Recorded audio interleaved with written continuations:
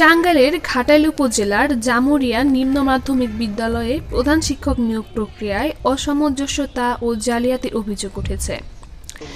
স্থানীয় সাংবাদিক কর্মী রাফসান সাইফ সন্ধি বিদ্যালয়ে নিয়োগ সংক্রান্ত বেশ কিছু তথ্য উপাত্ত সংগ্রহ করেন এবং সংশ্লিষ্ট কর্তৃপক্ষের কাছে তদন্ত ও দ্রুত পদক্ষেপ গ্রহণের আবেদন জানিয়েছেন।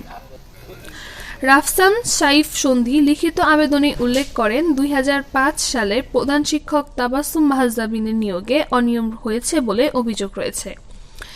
নিয়োগপত্রে স্বাক্ষরকারী ও সংশ্লিষ্ট কমিটির সদস্যরা এই নিয়োগ প্রক্রিয়ায় নিজেদের সম্পৃক্ততার বিষয়টি অস্বীকার করেছেন। বিদ্যালয়ের প্রাক্তন প্রধান শিক্ষক গাজী মিজানুর রহমান উল্লেখ করেছেন, তিনি ২০০৭ সাল পর্যন্ত দায়িত্বে ছিলেন। স্থানীয়রা মনে করছেন, এই অনিয়মের কারণে বিদ্যালয়ের শিক্ষা কার্যক্রম মারাত্মকভাবে ক্ষতিগ্রস্ত হচ্ছে। শিক্ষার্থীদের শিক্ষার মান নিশ্চিত করতে দ্রুত পদক্ষেপ গ্রহণ প্রয়োজন।